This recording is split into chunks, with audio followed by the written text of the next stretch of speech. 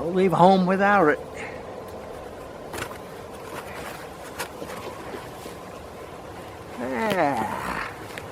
Nice and warm and cushy. It's about 32 degrees and freezing a little bit. Anyway, I've had a lot of people interested in my stories. So it looks like I'm going to tell you another one. Another true story here from Sitka, Alaska. For years, you know, we've been on a subsistence lifestyle. And part of that lifestyle, of course, is going hunting. Yeah, season here from August till about, I used to run into February. A number of years ago, my current neighbor and I, Rock Peterson, we decided to go hunting. And it was this time of year. And we loaded up his skiff and we headed up north up through Olga and Neva Strait, got into Salisbury Sound, and we noticed that, that there wasn't much of a storm or anything, and there was a good sized swell, but there weren't a lot of breakers and stuff hitting rocks and so forth. So we decided to try one of our secret little cubby holes. So we took a skiff, went out open ocean, headed up on the west coast of Chichikov Island. There's quite a few places to hunt up in there, but we got a little cubby hole. It's not a bay, and it's not, well, it's got a real narrow entrance between some big boulders from the open ocean, and then you gotta make a hard right, and it's more like a little bit more like a lagoon. I don't think it's that deep any place. Probably in extreme low tides it might be dry in there, I don't know. But anyway, the tide was up, and yeah, we had a nice little swell, and we went on around do some deer hunting. And we come to the area where we have to go into this little estuary place. Here we're going to hunt. And in order to get in there, you literally have to ride the swell.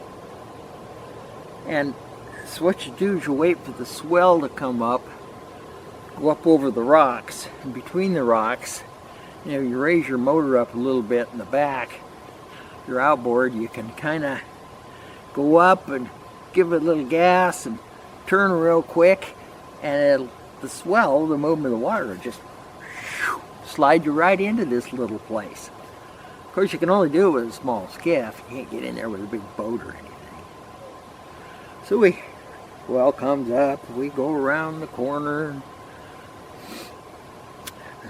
look up at the end of the little estuary bay there, and here's this great big buck standing. So we go ashore. Rock, he decides to take a shot. He fires at that big buck. That buck went straight down. So we thought, oh boy, we got our venison. We can go home now. So anyway, we got some gear out. We pushed the boat out and dropped a little anchor and tied it off.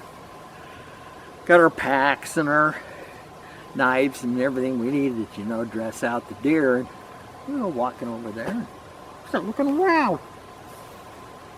No deer. Not only no deer, there's no deer tracks, there's no blood, there's nothing. And so we circled around, looking all over the place, back up in there. We could not find that deer. We were just about ready to give up, and the wind kind of changed and went, I smelled deer. So took out the radar, you know, one finger radar. Wind's coming from that way. So that's where the smell came from. Kind of followed the smell with the finger, you know. Sure as heck, we got out there about 100 feet, 200 feet maybe, and over the side of this little log, there's that nice big buck laying there, thinner than a doornail. So we got the deer all dressed out, ready to go. Rock, he was just going to drag straight to the boat. He'd drag the deer back, and I thought, well, I've never been on the right-hand side where all these big spruce trees were. And it's kind of a little bit of a rise, and it wasn't very high, maybe 30 feet. So I went over there and got up there, and these giant spruce trees was kind of open underneath. It's kind of like a little park. It's really nice. You can see a long ways out in there. I didn't see nothing, so I took the bullets out of my gun, put them in my pocket, and I could look across. I could see Rock dragging that deer, and the boat's right there. And so I'm walking along like this, you know, and all of a sudden there's this little knoll, not much of a rise. You know, walk up over to that little rise, and I looked, and there's a dead deer sitting there, a doe. And I thought, we didn't shoot no does. We didn't shoot anything but the one buck, one shot. And then I looked, and I saw, well, I didn't see any bullet holes. Then I noticed that the throat hadn't been cut with a knife. It had been totally ripped out. And there was still blood. It's like, oh no. I mean, you know, the fear hit. I got no bullets in my gun. I'm standing there in front of, it looks like a bear kill. I'm toast.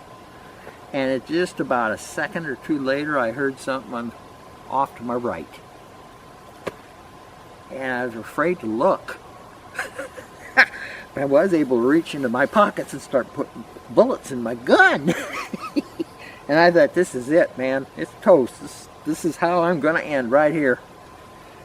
A bear kill, and I'm on his lunch, and he's mad, and he's going to be a-coming. So I turn around to look. And I looked over there, and by this big log, something was moving. I mean, there's a bear behind that big log. Looking. But this time I've yelled over to Rock. Rock, get over here. So he started working his way towards me. Anyway, I looked again, and I saw this creature, head about that big, peeking like this behind the logs and trees and stuff, looking. And when I saw it, I knew exactly what it was, because I had seen him before. I'd lived up north in Bristol Bay and used to travel around to like about 30 villages in the area of the state of Ohio, you know, fly around with different people and so forth. And I knew what that was. People trapped them up there.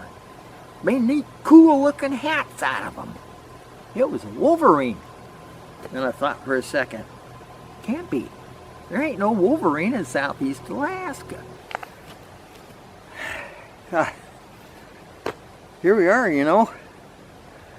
Got dead deer bleeding out, and a critter over here looks like a wolverine, but there's no wolverine in southeast Alaska, at least on Admiralty, Chickasaw, and Baranof Islands.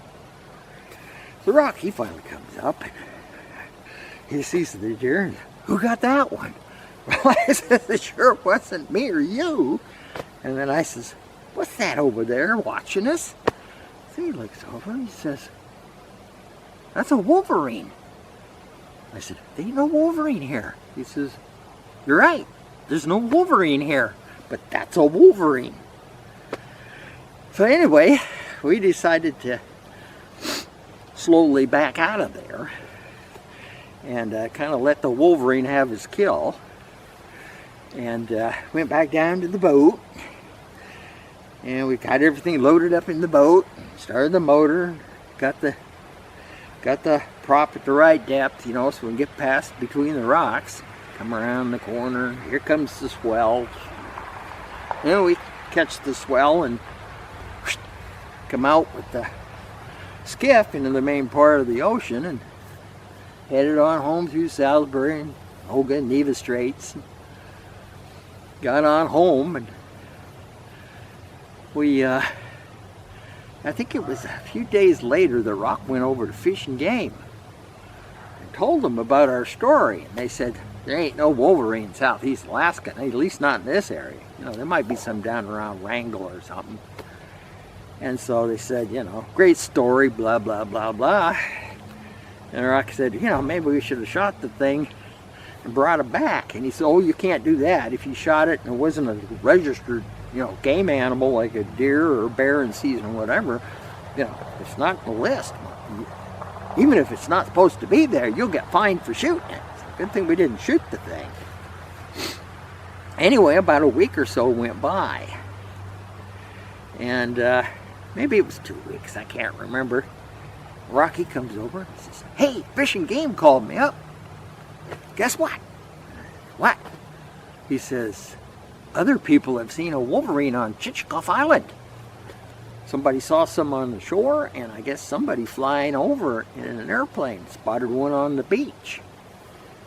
So I said, now they know there's a wolverine. And I said, well, you know, what's going to happen? Well, because they haven't established a population, they can't say whether or not there's a wolverine there or not, which is kind of strange. You know, if you see one, you see one. If there's one there, there's one there. But unless the biologists run out there and do their study and say, well, there's this many wolverines and blah, blah, blah, blah. But then they establish a population and they'll say, oh, we now have wolverines on Chichikov Island. So anyway, it was kind of interesting to see an animal that here in the Sitka area that doesn't exist.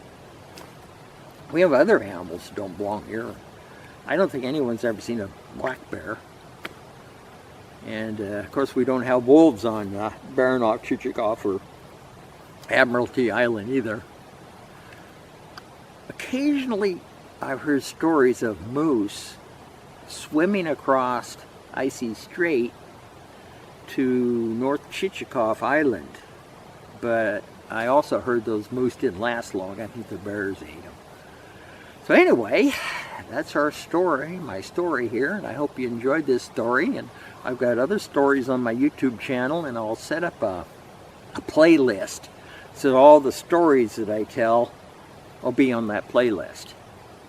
And as far as I'm able and can remember and can back it up, I will always give you a true story. I don't want to make up something or whatever. So I've got a lot more stories coming. So thanks for watching this one, and I appreciate watching my videos. Until then, later.